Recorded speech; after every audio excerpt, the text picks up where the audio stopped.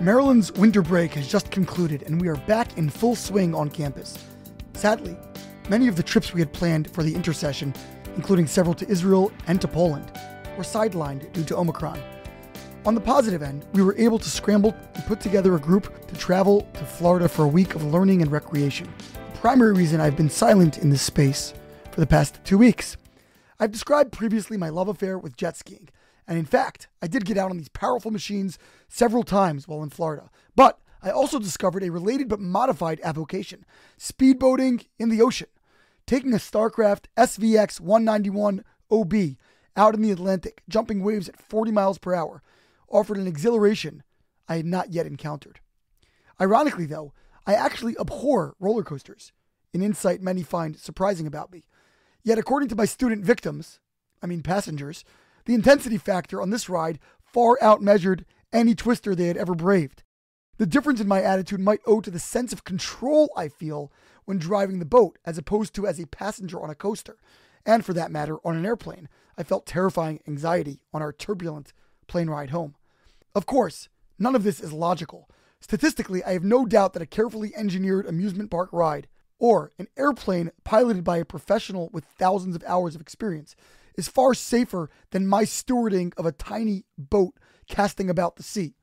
It is rather the illusion of control that brings me comfort. One of the most enigmatic statements in the entire Torah is the one uttered by the Jewish people in this week's Parsha. Na'aseh v'nishma, we will do and we will listen. Before actually receiving the Torah and knowing what it says, they declare their future allegiance without any real idea what this new covenant will require of them. Through our modern lens, we might look at this obedience as misguided, perhaps naive. What intelligent person would sign a contract without reading the fine print, much less its basic terms? Yet this is precisely how the Jews proceeded on the eve of Sinai. The only justification for such reflexive compliance, and from a normally skeptical people, no less, can come when considering its source. The Jews may not have known what the Torah contained, but they most certainly knew who authored it.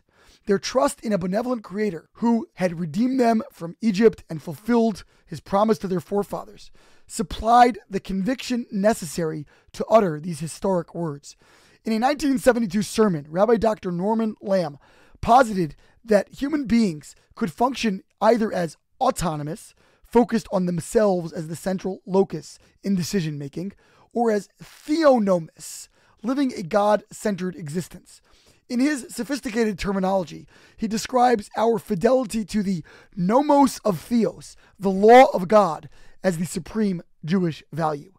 Far from being an anti-intellectual posture, he argues, we will do and we will listen simply means that, quote, our commitment is unconditioned by our rational assent, that we submit to the will of God even if we do not understand it or like it at all times.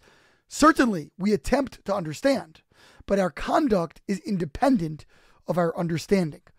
When contemplating the grandeur of a transcendent creator, submission actually is the most rational posture.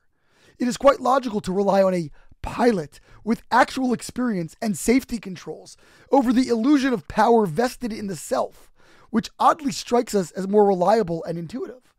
I believe it is no coincidence that this declaration appears in the very Parsha that also contains scores of mitzvot relating to civil matters and interpersonal relationships. Many of these laws are somewhat intuitive, and no one would dispute their value to a civilized society.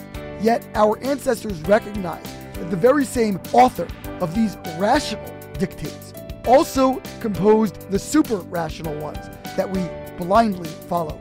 Both are worthy of our enduring commitment. Shabbat Shalom.